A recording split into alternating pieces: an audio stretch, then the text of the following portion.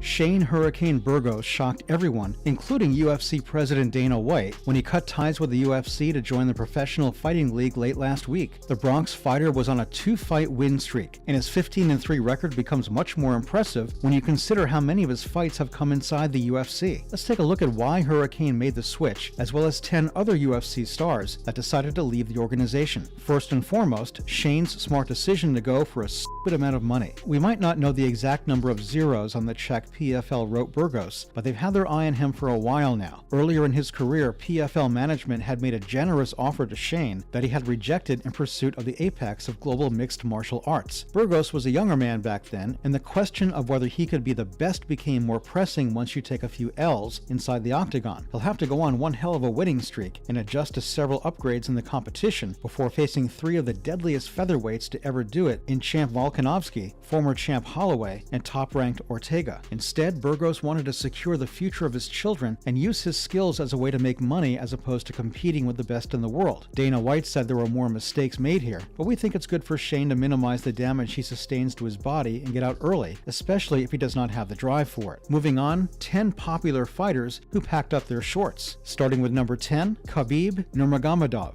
Few retirements in recent history feel as jarring and as gut-wrenchingly emotional as the dominant lightweight champion's retirement back in 2020. The Eagle had just choked #1 contender Justin Gaethje unconscious in his first minute of the second round, but his mind was on his recently deceased father. Abdul Manap was Khabib's dad, coach, and mentor. The champ was no way he could fight without his father by his side, and he promised his mother that this would be his last fight, and Khabib has kept that promise. He surprised us again by taking over his father's role as coach, including contender Islam Makhachev while opening his fight promotion Eagle FC. He might still be deeply linked to the MMA world, but we doubt we'll ever see Khabib fight in the UFC again. Next up, number 9, Triple C Henry Cejudo. On paper, it's really hard to argue against Cejudo being the best combat sports athlete to ever exist, a fact he reminds us of at every turn. He backs up the talk though. He retired as an Olympic gold medalist in wrestling, UFC flyweight champion, and UFC bantamweight champion, the last of which he defended against future Hall of Famer Dominic Cruz at UFC 249 before announcing his retirement. Triple C has teased a comeback on many occasions in the past 2 years, but recently joined the US ADA testing roster and claimed featherweight champ Alexander Volkanovski has inspired him to make a comeback. If he can pull it off, Cejudo would be the only UFC fighter to hold belts in 3 different divisions, but Volkanovski is a big boy. Moving on to number 8, Tyron Woodley. We remember the days when Woodley was terrorizing the welterweight division, knocked out Robbie Lawler for the belt, and defended it against absolute killers. Many of us thought T. Wood was on the track to be the best welterweight of all time, even above GSP. So it wasn't the moment he retired that was shocking, but it was the string of losses he had before his final fight. After losing his belt to Kamaru Usman, Woodley was a changed fighter. He lost all 3 of his next fights, failing to string together any meaningful opposition against any of his opponents. After being finished in his last loss, he moved on from the UFC to a couple of boxing fights with Jake Paul. Let's not forget number 7, Eddie Alvarez. The underground king might be the most consistent lightweight to ever fight in a cage. When he refused to renew his contract with the UFC in 2018, he had already won the Bellator lightweight strap twice and won the UFC championship when he signed with them. Eddie had been the top 10 fighter for almost a decade, and everyone wanted to sign him. Even the UFC made some pretty good deals to get him to stay, but one championship understood his needs and his family's needs and made too good of an offer to pass up. Additionally, ONE FC is the premium MMA organization in Asia and was the only major fight promotion he had not won gold in. His competitive spirit drove him to attempt at making history, and Eddie was on his way to Singapore. Next, number 6, Demetrius Johnson. Speaking of fighters that moved the ONE championship, how can we forget Mighty Mouse and his incredibly unique transfer to Asia? The longtime flyweight champion was central to the draft experiment between the UFC and ONE championship. Johnson was traded in for retired but undefeated welterweight champion Ben Askren in an unprecedented marketing experiment. While many considered the move to be slightly insulting to such a successful champion, Mighty Mouse seemed to relish the idea of dominating a completely new organization on another continent. And dominate he did. Not only was DJ the best flyweight the UFC or the world had ever seen, but he also added to his legacy by becoming the ONE flyweight champion. Coming up, number 5, lightweight contender Kevin Lee. Well, Kevin Lee might not have left the UFC exactly. Since he was released from the organization, it remains a bit of an enigma to many fans to this day. Lee is an incredibly talented fighter, almost beating Tony Ferguson when they fought for the interim lightweight title, but he was pretty inconsistent with his performances losses. In December last year, UFC management felt like he wasn't adding anything of value to the division and ended his contract. Lee moved to the Khabib's new Eagle FC, winning his debut via unanimous decision over Diego Sanchez this year. Additionally, at number 4, Yoel Romero. Few UFC releases were more shocking than that of the middleweight division boogeyman. Romero may have lost 4 of his last 5 fights, including a snooze fest against champion Israel Adesanya, but those stats aren't representative of the sheer terror Romero inspires amongst 185-pounders. It might have been Yoel's success that became his undoing. He proved too tough of a gatekeeper for future contenders, while always falling short of the title himself. Furthermore, he had trouble making weight a few times and refused to move up to 205. Romero just made his debut at Bellator, winning his first matchup. What's more, at number 3, women's MMA legend Cris Cyborg. Cyborg has been considered one of the best female fighters on the planet, and her entry to the UFC was quite a big deal. She was worth the noise too. Her only loss was to champ Amanda Nunes. Despite winning her next fight, the relationship between Cris and Dana White was just too tense to continue. Cyborg called Dana out for bullying her and never apologizing, while Dana claimed that Cyborg just wanted to leave the UFC and find easier fights because she was in the twilight of her career. Whatever the case, her unanimous decision victory over Felicia Spencer was Cyborg's last outing in the octagon. She went on to become featherweight champion at Bellator and is getting ready to make her boxing debut against Simone Silva. Let's talk about former champ Benson Henderson at number 2. When Hendo took a stand against the Reebok deal and left the UFC in 2016, he was on a 2-fight winning streak and ranked as one of the best in the world. He had held the UFC belt previously and was still a serious contender. However, he decided to make an example out of himself and teach the new generation of fighters to fight for their professional freedom. He moved to Bellator because of their more lenient policies regarding advertisements on apparel. Since his move, he hasn't been able to capture the title despite fighting for it. He's currently on a 2-fight win streak, looking for another shot at the belt. Last but certainly not least, Rowdy Ronda Rousey at number 1. Ronda felt invincible during one of the most dominant title reigns the UFC has seen, but the evolution of the game overtook her, and she only noticed when Holly Holm's shin connected to her chin. The loss was an extreme mental hit for Ronda, alongside the devastating KO that it was, but her return fight against Amanda Nunes was meant to be her comeback fight. Once more, Ronda was just outclassed and outboxed in the first minute of the fight. Ronda looked shocked, and we never saw her in the octagon again. She hung up her gloves and switched to professional wrestling in the WWE. That brings us to the end of our list. Is there something you think we missed out on? Let us know in the comments alongside which of these fighters you were most sad to see leave the UFC. If you enjoyed this video, give us a thumbs up and subscribe for more quality MMA content.